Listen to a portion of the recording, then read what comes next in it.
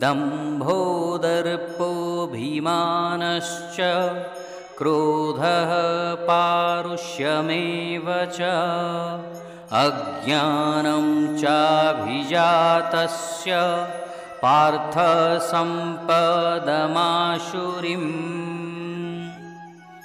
बंधुगण, श्रीकृष्ण दैवी प्रवृत्तियुक्त व्यक्ति 26 गुण वर्णना कलापर वर्तमान आसुरिक प्रवृत्तियुक्त व्यक्तिंकर 6टी गुण उपरे आलोकपात करुछंती। से कहउछंती जे आसुरिक प्रवृत्तियुक्त व्यक्ति कपटाचारी अटंती, अर्थात बाह्य रूप से अन्य मानंकु प्रभावित करिबा पई सेमाने धार्मिक आचरण प्रदर्शन करंती, किंतु आंतरिक स्तर रे तदनुरूप गुण सेमानंकर न थाए। यह एक कृत्रिम व्यक्तित्व सृष्टि करे, जहा भितरे अशुद्ध किंतु बाह्य शुद्ध प्रतीत हुए। आसुरिक गुणयुक्त व्यक्ति व्यवहार अहंकारी तथा अन्य मानंक प्रति अशिष्टतापूर्ण होता है।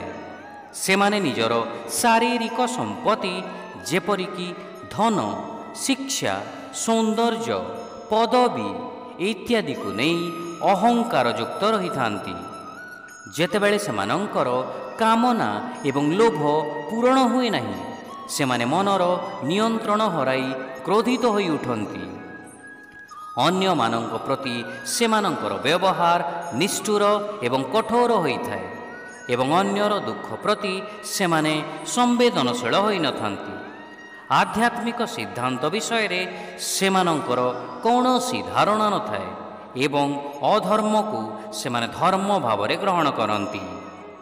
शिक्षा। हे पार्थ, आसुरिक प्रवृत्तियुक्त व्यक्ति मानंकर स्वभाव गुड़िक हेउछि कपटाचार, अहंकार, आत्मगर्व, क्रोध, निष्ठुरता एवं अज्ञानता। ओ Partha, the qualities of those who possesses a demoniac nature are hypocrisy, arrogance, conceit, anger, harshness and ignorance. Hare Krishna.